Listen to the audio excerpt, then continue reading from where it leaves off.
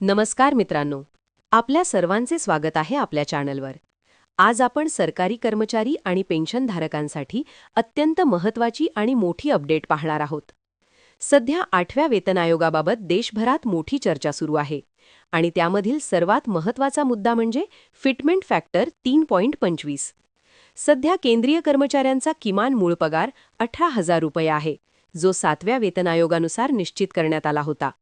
मात्र आता कर्मचारी संघटना हा पगार मोठ्या प्रमाणात वाढवण्याची मागणी करत आहेत.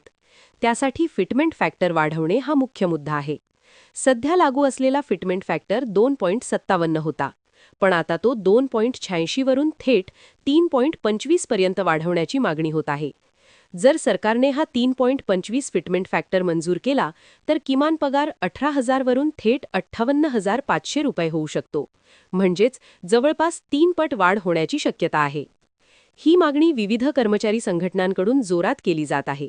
विशेषतः federation of national postal organisations सारख्या संघटनांनी वेगवेगळ्या स्तरांनुसार 3.0 ते 3.25 फिटमेंट फॅक्टर सुचवले आहेत.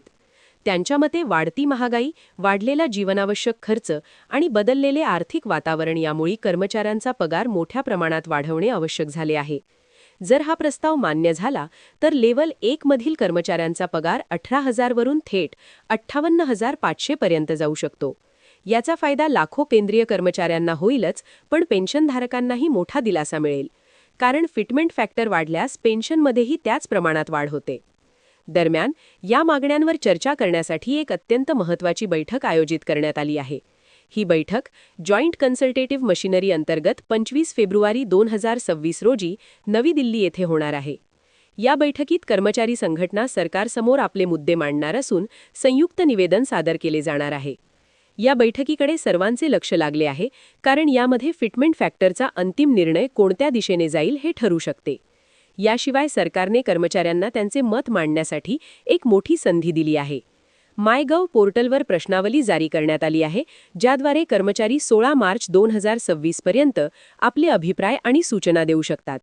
त्यामुळे कर्मचारी थेट सरकारपर्यंत आपले मत पोहोचवू शकतात. अंमलबजावणीबाबत बोलायचे झाल्यास 8व्या वेतन आयोगाच्या शिफारशी 1 जानेवारी 2026 पासून लागू होण्याची अपेक्षा आहे. मात्र प्रत्यक्ष वाढीव पगार मिळण्यासाठी थोडा कालावधी लागू शकतो, कारण आयोगाचा अहवाल सादर होणे, त्याला सरकारची मंजुरी मिळणे आणि त्यानंतर अंमलबजावणी होणे ही प्रक्रिया वेळखाऊ असते. त्यामुळे प्रत्यक्ष आर्थिक फायदा कदाचित 2027 मध्ये मिळण्याची शक्यता व्यक्त केली जात आहे. सध्या ही सर्व माहिती मागण्यांवर आधारित आहे आणि सरकारकडून अंतिम निर्णय अद्याप जाहीर झालेला नाही. मात्र एक गोष्ट स्पष्ट आहे की यावेळेस कर्मचारी संघटना अत्यंत आक्रमक भूमिका घेत आहेत आणि मोठ्या पगारवाढीसाठी जोरदार प्रयत्न करत आहेत.